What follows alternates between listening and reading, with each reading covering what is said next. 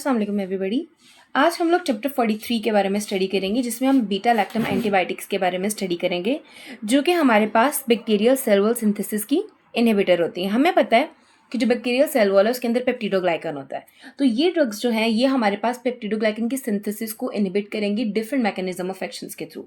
ठीक है, अगर हम इसकी क्लासिफिकेशन को देखें तो इसको डिवाइड किया गया है मिनी कैट्सन के अंदर। अगर मैं इसको थोड़ा सा जूम करूँ, ठीक है, तो इसको डिवाइड किया गया है पेनिसिलिन, सेफेलोस्पोरिन और मिसलेनियस ड्रग्स के अंदर। ठीक है, हम इन सब के बारे में एक एक करके स्टडी करेंगे, लेकिन आज के लेक्चर में हम कोशिश करेंगे कि पेनिसिलिन और सेफेलोस्पोरिन के बारे में स्टडी करें। अच्छा, पेनिसिलिन को डिवाइड किया गया है on the basis of the spectrum, narrow spectrum और वाइडर स्पेक्ट्रम में।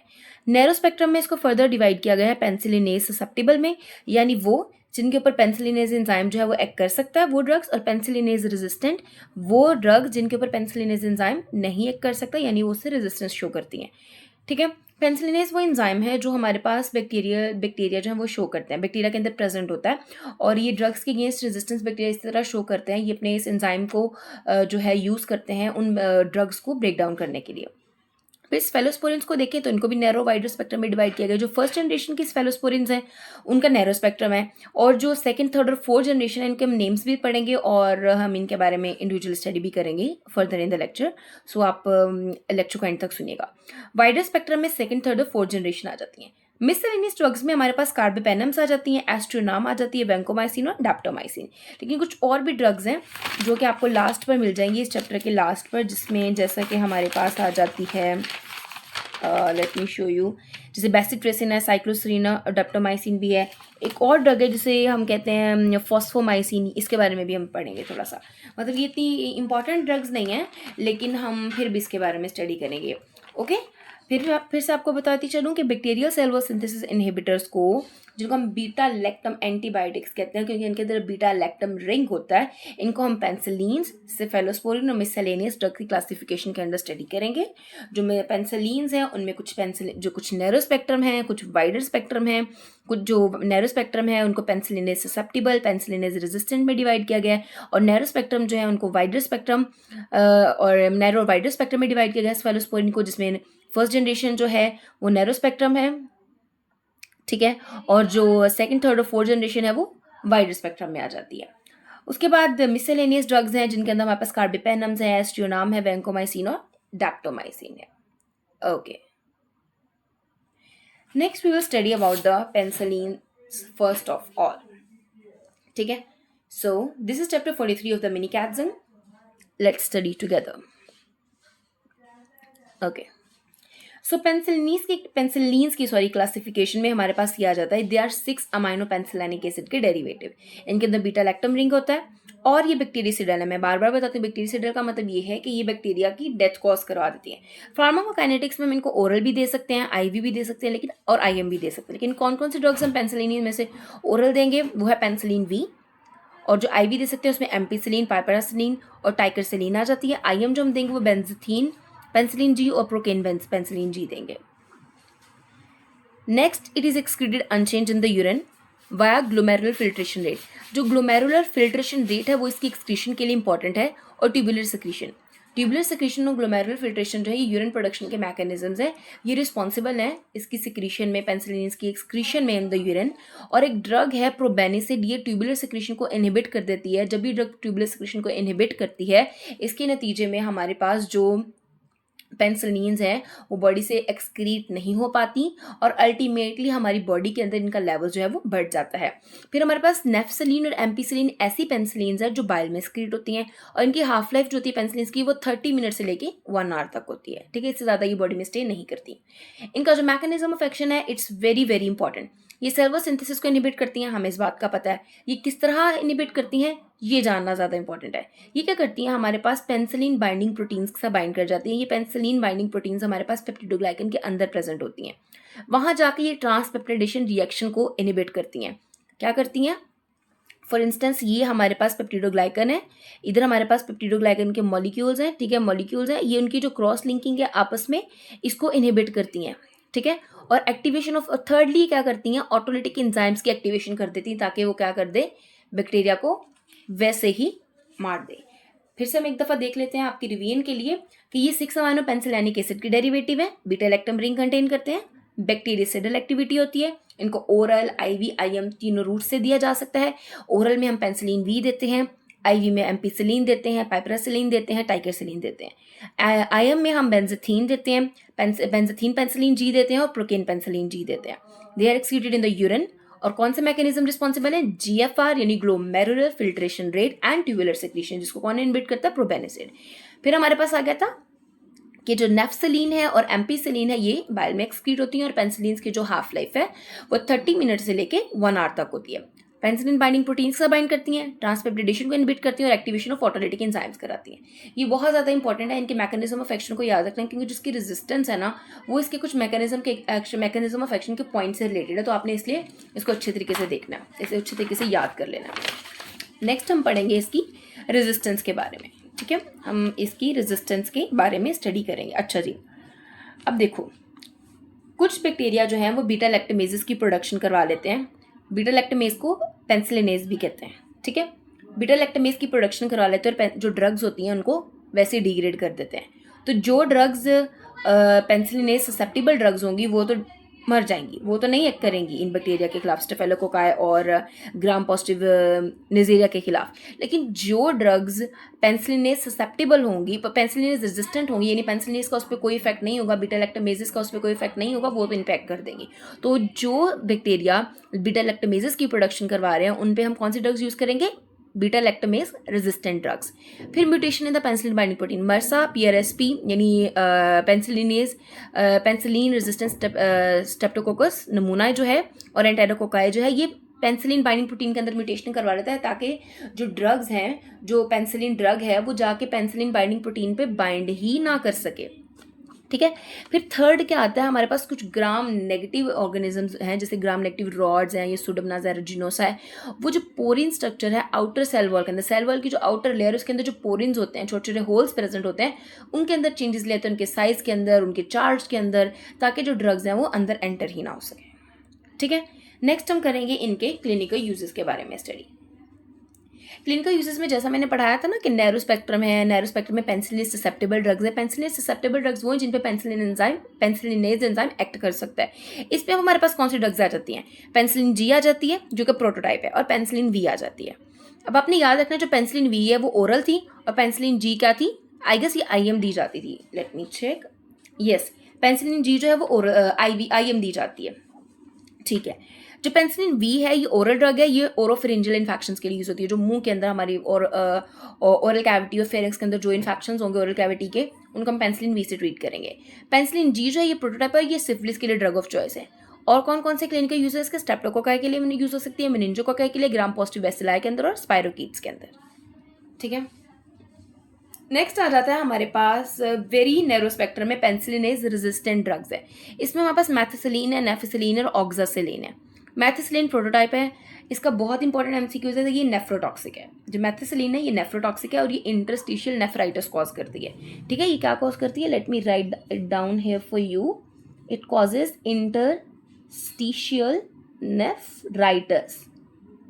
ओके, फिर नेफिसिलिन है, जो नेफिसिलिन है ये हमारे पास न्यूट्रोपेनिया कॉज करती है, और ऑक्सासिलिन जो ये स्टेफिलोकोकल इन्फेक्शंस को ट्रीट करने के लिए यूज होती है। फिर हमारे पास वाइडर स्पेक्ट्रम पेंसिलिनेज ससेप्टेबल ड्रग्स आ जाती हैं, जिसमें एम्पिसिलिन है, अमोक्सिसिलिन है, ये 2 ड्रग्स हैं, और पाइपरासिलिन और टाइकरसिलिन है। अच्छा, इधर एक सेंटर में एक पॉइंट लिखा हुआ है, let me zoom that for you. मैंने लिखा है it is use with penicillinase inhibitors, यानी ऐसे ड्रग्स जो पेंसिलिनेज एंजाइम को इनहिबिट करें, हम उसको इन ड्रग्स के साथ मिला के देते हैं। ठीक है, वो कौन सी ड्रग्स हैं उनके बारे में हम देख लेते हैं। उसमें एक क्लेबुलिनिक एसिड आती है, आगे टेजोबैक्टम आती है और सल्फबैक्टम आती है मेरे ख्याल से। लेट्स सी फर्दर क्या है। क्लिनिकल यूजेस में लिस्टीरिया है, इन्फ्लुएंजा, प्रोटियस, उसके बाद मोरेक्सेला कैटरेलिस है। अच्छा, ये क्वेश्चन आता होता था कि एंटी सुडोमोनाल ड्रग्स कौन सी हैं जो सुडोमोनास एंटेरोबैक्टर क्लेब्सिella के अगेंस्ट यूज हो सकती है? उसमें पाइपरासिलिन और टाइकरसिलिन आ जाता है। ठीक है, रेजिस्टेंस हमने पढ़ ली। रेजिस्टेंस क्या आती है कि ये बीटा लैक्टमेजेस की प्रोडक्शन करवा देती है, म्यूटेशंस ले आती है पेंसिलिन बाइंडिंग प्रोटीन्स में, पोरिन स्ट्रक्चर के अंदर चेंजेस ले आती है। फिर हमारे पास हमने क्लिनिकल यूजेस देख लिए। ठीक है, कि जो नैरो स्पेक्ट्रम है उसमें पेनिसिलिन जी, पेनिसिलिन वी आ जाती है। पेनिसिलिन वी ओरल है, ओरोफेरेंजियल इन्फेक्शंस को ट्रीट करती है। ठीक है, फिर जो पेनिसिलिन जी है वो सिफिलिस, स्ट्रेप्टोकोकस, स्ट्रेप्टोकोकाई के लिए, मेनिंजोकोकाई वगैरह के लिए यूज हो रही है। मैथिसिलिन इंटरस्टिशियल नेफ्राइटिस कॉज करती है। नेफसिलिन न्यूट्रोपीनिया कॉज करती है। N for nafcillin and N for neutropenia. ठीक है, फिर जो पाइपरसिलिन है और टाइकरसिलिन है ये एंटीसोडम ड्रग्स है। और ये LIMP लिम्प जो है ये मैंने निमोनिक बनाया था एम्पीसिलिन और अमॉक्सिसिलिन के लिए। ठीक है, इंपॉर्टेंट बात क्या थी कि इनको हम पेनिसिलिनेज इनहिबिटर्स के साथ देते हैं। अच्छा जी, नेक्स्ट आ जाता है इसकी टॉक्सिसिटी। अच्छा, टॉक्सिसिटी में ये क्या कॉज करती है? ये मैक्यूलोपैपुलर रैश कॉज करती है। अच्छा, जो पेनिसिलिन है इनके साथ जो हमारे पास एलर्जिक रिएक्शन है वो बहुत ज़्यादा कॉमन है। ठीक है, तो जिनमें एलर्जिक रिएक्शन ये शो करे तो फिर हम उनमें ये यूज़ नहीं करते हैं। ठीक है, उनमें हम पेनिसिलिन यूज़ नहीं करते। और एक और इम्पॉर्टेंट बात, जिन पेशेंट्स के अंदर पेनिसिलिन की वजह से एलर्जिक रिएक्शन शो हो रहा हो हम उनमें सिफेलोस्पोरिन था, हाँ सिफेलोस्पोरिन भी हम यूज़ नहीं करते हैं। ठीक है, अच्छा, ये मैक्यूलोपैपुलर रैश कॉज करती है, जॉइंट स्वेलिंग कॉज करती है, हीमोलिटिक एनीमिया कॉज करती है, इंटरस्टिशियल नेफ्राइटिस, एनाफाइलेक्सिस यानी एलर्जिक रिएक्शन, फीवर और GI डिस्टर्बेंस में नोजिया, डायरिया। नोट है कि जो एम्पीसिलिन है वो सूडोमेम्ब्रेनस कोलाइटिस को ट्रीट करने के लिए भी यूज़ होती है। हमारे पास बहुत सी ऐसी ड्रग्स हैं जो सूडोमेम्ब्रेनस कोलाइटिस को यूज़ करने के लिए यूज़ होती है, जिसमें एक आई गेस मैक्रोलाइड्स वाले चैप्टर में क्लेंडामाइसिन तो आई गेस कॉज करती है, वैंकोमाइसिन मेरे ख्याल से यूज़ हो रही होती है, आई एम नॉट श्योर, लेकिन मेरे ख्याल से। लेकिन जो एम्पीसिलिन, पेनिसिलिन में से एक ड्रग एम्पीसिलिन है जो सूडोमेम्ब्रेनस कोलाइटिस को ट्रीट करने के लिए यूज़ होती है। चूँकि अब हमारे पास MCQs पेपर है तो आपने इस बात का ख्याल रखना है कि आप जो क्लिनिकल ओरिएंटेड क्वेश्चंस हैं उनको कंसीडर करें। जैसे मैंने क्वेश्चन बताया, मैंने आपको MCQs बताया कि जो मैथिसिलिन है वो इंटरस्टिशियल नेफ्राइटिस कॉज करती है। तो इसका क्वेश्चन आ सकता है कि मैथिसिलिन कौन सी ऐसी ड्रग्स है कि वो ले रहा था, पेनिसिलिन ले रहा था कोई भी और उसको इंटरस्टिशियल नेफ्राइटिस हो गया, तो कौन सी ड्रग कॉज कर सकती है? दैट इज़ भी मैथिसिलिन। तो इस तरह से आपने ना कंसीडर करना है कि आप क्लिनिकल ओरिएंटेड स्टडी जो है इस बार करें, क्योंकि all questions are going to be MCQs question और कोई SCQ नहीं आएगा, तो आप MCQs पे फोकस कीजिएगा। ठीक है, सिर्फ रट्टे नहीं मारते रहना, अपने MCQs की प्रैक्टिस भी अच्छे तरीके से करनी है। ठीक है, नेक्स्ट आ जाता है सिफेलोस्पोरिन। जो सिफेलोस्पोरिन है ये भी हमारे पास बैक्टीरियासिडल है। नेक्स्ट हम स्टार्ट करेंगे सिफेलोस्पोरिन, हम इसकी फार्माकोकाइनेटिक्स, मैकेनिज्म ऑफ एक्शन। अच्छा, जो सिफेलोस्पोरिन है इसका मैकेनिज्म ऑफ एक्शन जो है वो सिमिलर टू पेनिसिलिन है। ठीक है, लेकिन इसमें ड्रग्स डिफरेंट आती हैं, रेजिस्टेंस भी तकरीबन थोड़े बहुत सेम तरीके से शो कर रहा होता है। ठीक है, अच्छा जी, सिफेलोस्पोरिन सबसे पहले क्या है? बैक्टीरियासिडल है। अच्छा, हमने पढ़ा था कि पेनिसिलिन के अंदर 6 अमाइनो पेनिसिलैनिक एसिड था, इसके अंदर 7 अमाइनो सिफेलोस्पोरानिक एसिड है और इसके अंदर भी बीटा लैक्टम रिंग का स्ट्रक्चर मौजूद होता है। इसको हम ओरली भी दे सकते हैं, पेरेंटरली भी दे सकते हैं, यानी IV भी दे सकते हैं। ये हेपेटिक मेटाबॉलिज्म के थ्रू इसका मेटाबॉलिज्म, इसको जो हमारी बॉडी के अंदर हेपेटिक मेटाबॉलिज्म के थ्रू मेटाबोलाइज किया जाता है। इसकी जो एक्सक्रीशन है वो रीनल एक्सक्रीशन होती है एक्टिव ट्यूबुलर सेक्रेशन के थ्रू। सेफ्पेराजोन और सेफ्ट्राइक्सोन जो होती हैं ये 2 ड्रग्स ऐसे हैं जो बाइल में एक्सक्रीट होती हैं। ठीक है, मैकेनिज्म ऑफ एक्शन मैंने बता दिया था कि पेनिसिलिन बाइंडिंग प्रोटीन के साथ बाइंड करती हैं, बैक्टीरियल सेल वॉल सिंथेसिस को क्या करती हैं? ये इनहिबिट करती हैं। रेजिस्टेंस कैसे शो करती हैं? बीटा लैक्टमेजेस की प्रोडक्शन करवा लेती हैं। सिफेलोस्पोरिन की जो परमिएबिलिटी है बैक्टीरिया के सेल वॉल के through inside the bacterial cell wall, inside the bacterial cell, वो डिक्रीज हो जाती है या पेनिसिलिन बाइंडिंग प्रोटीन के साथ को के अंदर चेंजेस ले आती हैं। मर्सा एक ऐसी ड्रग नहीं है, सॉरी, मर्सा एक ऐसा बैक्टीरिया है मैथिसिलिन रेजिस्टेंस स्टेफ ऑरिस जो कि सिफेलोस्पोरिन के अगेंस्ट रेजिस्टेंस शो करता है। ठीक है, यानी सिफेलोस्पोरिन इसके ऊपर एक्ट नहीं कर सकती।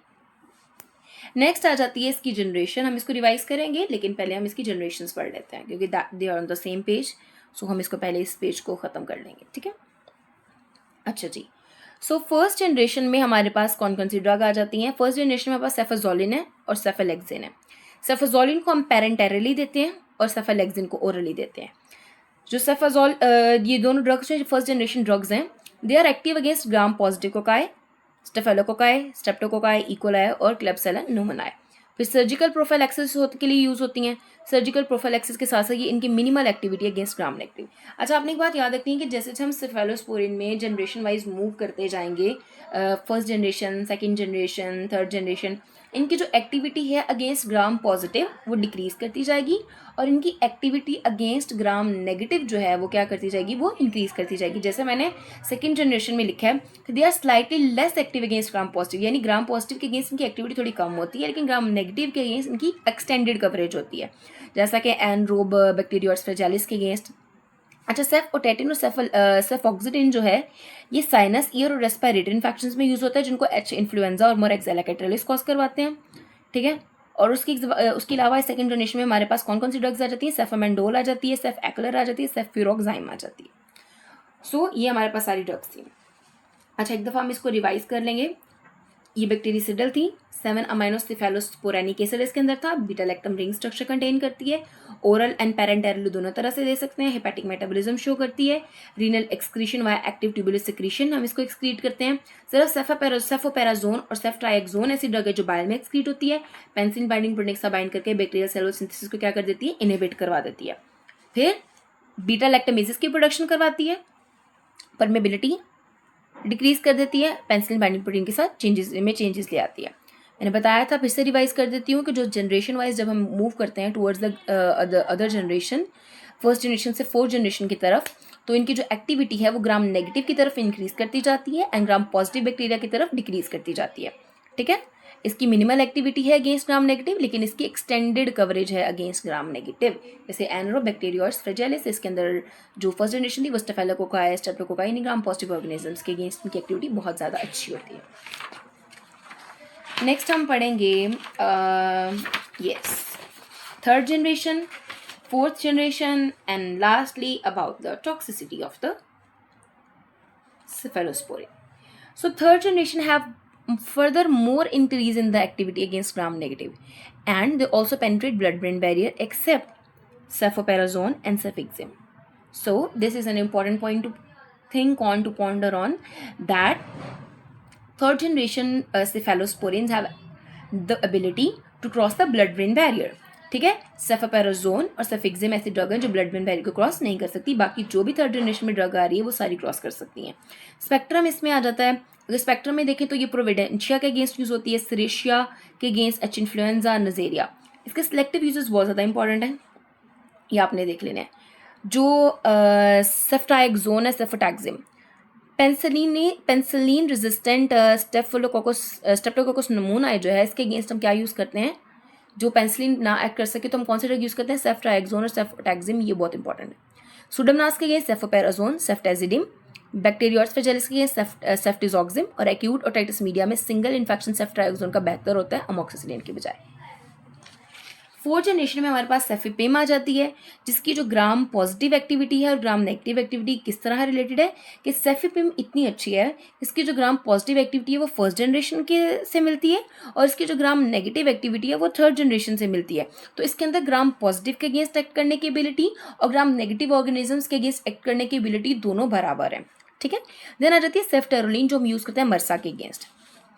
ये एक इंपॉर्टेंट पॉइंट है, मैंने बॉक्स में लिखा हुआ है कि जो सेफिक्सिम है इसको हम ओरली देते हैं, it is drug of choice for gonorrhoea, and ceftriaxone is given parenterally and it is also drug of choice for the gonorrhoea. Then for gonorrhoea alternate drug of choice is the azithromycin. Are you guys clear with that? I hope so, because I have tried to explain each and every point in the most simple manner possible, and I have put my all efforts in making these notes so that you guys can understand the crux of the topics, and I have tried my best कि मैं each point को जो है notes में लिखूं, ताकि अगर आप इनके स्क्रीनशॉट्स लेते हैं तो आपको इसकी बेहतर तौर पे समझ आ सके। अच्छा, I am not going to revise that because ये लास्ट टॉपिक अभी चल रहा है आज के लेक्चर का। So moving on to the toxicity, allergy की रिएक्शन ये भी शो करता है, skin rash to anaphylactic shock तक कॉज कर सकता है। यानी हो सकता है कुछ लोगों में माइल्ड एलर्जी हो, सिर्फ स्किन रैश अपीयर हो, लेकिन कुछ लोगों में प्रॉपर शॉक की कंडीशन डेवलप हो जाए। क्रॉस रिएक्टिविटी बिटवीन सेफेलोस्पोरिन और पेंसिलिनेज जो होती है वो इनकम्प्लीट होती है। पेशेंट विद हिस्ट्री, अच्छा ये पॉइंट मैंने आपको एक्सप्लेन किया था कि जिनमें हिस्ट्री ऑफ एनाफाइलैक्सिस हो ना पहले से, उनको आप सेफेलोस्पोरिन नहीं दोगे। अदर एडवर्स इफेक्ट्स आ जाते हैं, आईएम इंजेक्शन जहाँ पे आप इसको देते हो वहाँ पे पेन हो सकती है, फ्लेबाइटिस हो सकता है अगर आप इसकी आईवी एडमिनिस्ट्रेशन करते हो। अगर आप इनको अमाइनोग्लाइकोसाइड्स के साथ दोगे ना सेफेलोस्पोरिन को, तो हमारे पास जो नेफ्रोटॉक्सिसिटी है वो क्या कर जाएगी, इंक्रीज कर जाएगी। ड्रग्स कंटेनिंग, अच्छा फिर हमारे पास वो ड्रग्स, वो सेफेलोस्पोरिन ड्रग्स जो हमारे पास मिथाइल थायोटेट्राजोल ग्रुप कंटेन कर रही हैं। एक्सक्यूज मी, कौन सी ऐसी ड्रग्स हैं जो मिथाइल थायोटेट्राजोल ग्रुप कंटेन कर रही है, यानी कौन से सेफेलोस्पोरिन ये ग्रुप कंटेन कर रही है? उसमें सेफामेंडोल आ जाती है, सेफोपेराजोन आ जाती है और सेफओटेटिन आ जाती है। इनके बारे में एक इंपॉर्टेंट पॉइंट जो आपको मिनी कैट में मिल जाएगा, दैट इज कि ये हाइपोथ्रोम्बिनीमिया कॉज करती हैं और इथेनॉल के साथ डाइसल्फराम लाइक रिएक्शंस कॉज करती हैं। नेक्स्ट लेक्चर में हम जो है पढ़ेंगे अदर बीटा लैक्टम्स के बारे में, यानी एस्ट्रोनाम के बारे में स्टडी करेंगे हम लोग। देन रिमेनिंग जो भी 43 का है कार्बोपेनम्स के बारे में स्टडी करेंगे। ठीक है, जो भी इस चैप्टर के रिमेनिंग टॉपिक्स रह गए हैं वो हम नेक्स्ट लेक्चर में स्टडी करेंगे। I am pretty sure that you guys are clear with this topic. If you guys have any confusion, just DM me in the chat box and I'll try my best to answer your questions whenever possible, whenever I will see your messages. तब तक के लिए अल्लाह हाफिज़, God bless you everybody.